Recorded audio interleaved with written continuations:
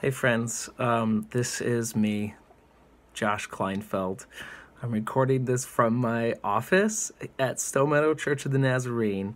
And I'm making this recording because today is a new day. And I just want to acknowledge the really cool things that are happening in the life of Stowe Meadow Church of the Nazarene.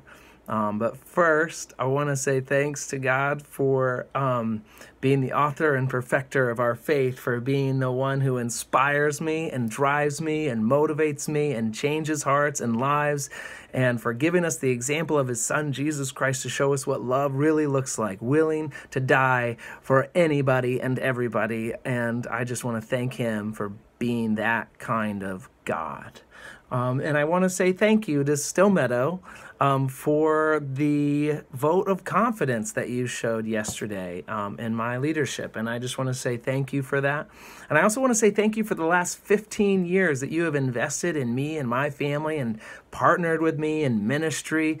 Your faith has increased my faith, and I am stronger because of who you are and your obedience. And so there's a couple of other people I want to say thank you to before we go any farther. And number one, I want to say thank you to my family, Aubrey, Cadence, Eden, and Jane.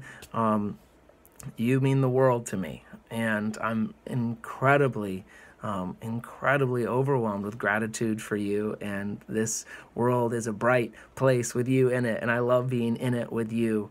And then my parents and the rest of my family, I love you guys. Thank you for your investment in me and all the things that you mean to me. So, and then for our teens here at Stowe Meadow, I want to say thank you. It has been an incredible ride, following Jesus with you, partnering with you in our faith, and seeing your passion for the gospel and for each other. And you guys are like totally awesome and weird and awesome again, weirdly awesome. And I am just so grateful for you guys.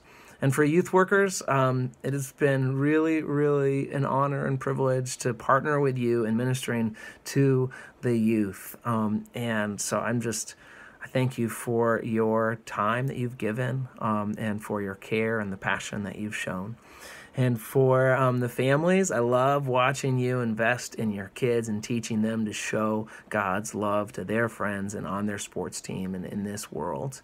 I'm really grateful for you. And pastors and lay staff at Stowe Meadow, I'm really grateful for you. And it is a serious joy to share the burden of ministry with you.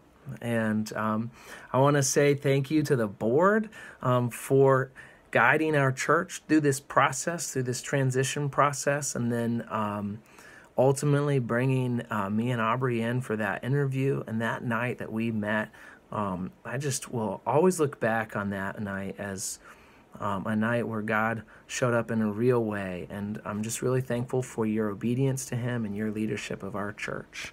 And church, here on Stowe Meadow campus and in the city campus, I just want to say thank you to all of you for your persistence in the faith, for showing up and for offering your resources and offering your lives to this movement that God is doing through Stowe Meadow. Thank you. Childcare, you guys are great. I love that we get to partner in ministry together as we get to care for the kids. I love the kids and their families and all of the workers at the child care. Thank you for doing what you do. And all my friends in York, all my York Academy family friends, all my neighbors from Cottage Place, and all my Yoko United youth worker friends, thank you. Thank you.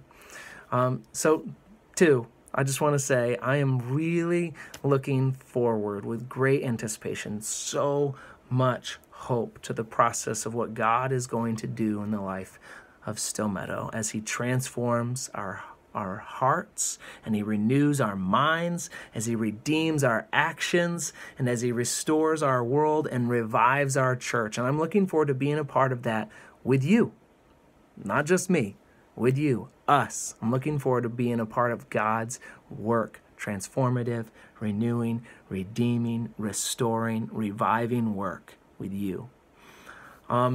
So third, some practical stuff. Since that vote yesterday, I've accepted the nomination or the election results, and I'm happily going to serve as the lead pastor here at Stillmeadow.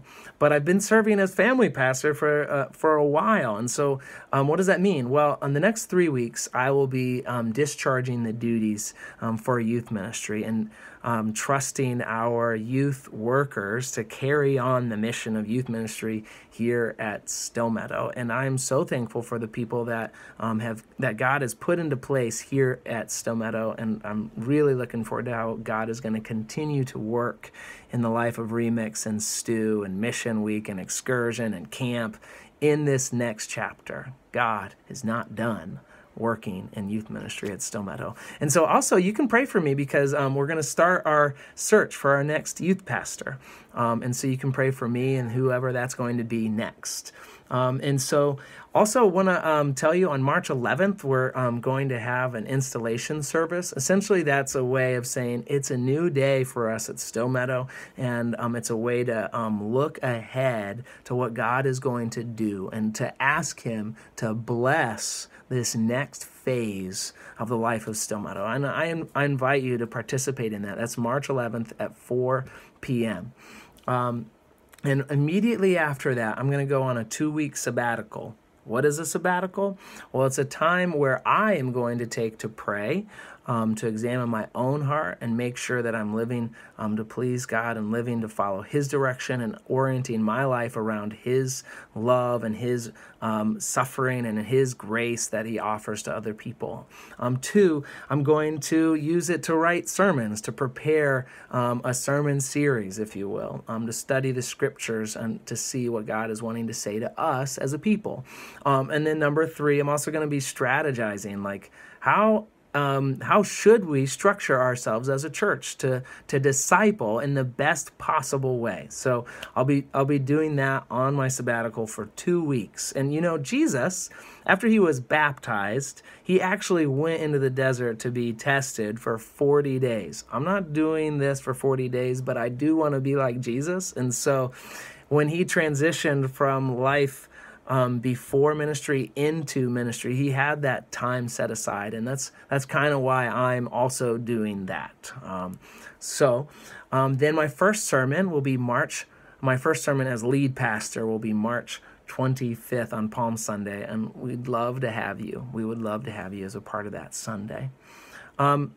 Fourth, I want to call us to prayer. I want to call you and ask you to pray with me. And here's the deal.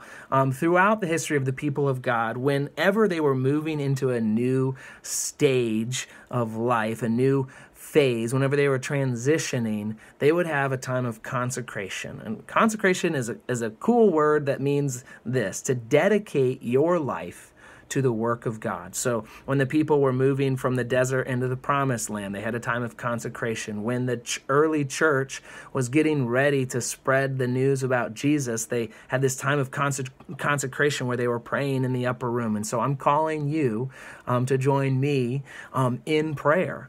And so it starts here. Number 1, examine your own heart. Is there any sin or any wicked way, anything that goes against the love of God in you? And if there is, say, God, I'm sorry, and ask Him to help you overcome that and then to fill you with His love. So start there. If you want to see change in the world, it's got to start in your heart, right? And number 2, second, pray for our church. Pray that we would be unified around the work and love of God, that we would be energized by His love and His reconciliation and His forgiveness and His grace, that would just bring us so much joy as we gather together. And number 3, that we would be mobilized for His work. So not that we would just be unified and feel nice and cozy that we're all together, and not just like, yay, we're all together with feeling the energy, but that we would be mobilized and realize our mission is to be sent people, carrying His love, showing His grace, telling His story to our friends and neighbors and strangers, and showing kindness to people we've never even met. I love that. Okay. So fourth, actually three, I don't know. I lost count. I think we're on the third thing to pray for. If you could pray for York and for Pennsylvania and for the USA and for the world, and just ask God for eyes to see people the way He does and a heart to feel towards them as He does as well, which, if you don't know, is eyes of love, heart of grace. And then number four, pray for me and pray for the church leadership. I think that I'm just going to take this as a moment of personal privilege. When there is a time of transition, this is a critical time, and so I just would really appreciate and cherish your prayers in this time. Okay, I really believe that when we pray, it's like giving God the pen and saying, "You be the author, you be the perfecter of our faith." And so, will you please pray with me? All right. So number one, going all the way back to the top, I'm so thankful for God and His work and for you. 2, I'm so hopeful for what He is going to do. 3, I covered some practical things. And 4, I'm inviting you to be prayerful with me. All right? I love you guys. I am pumped about what God is going to do in you, in us, in the life of Stillmeadow Church of the Nazarene here in York and around the world. All right. Bye now.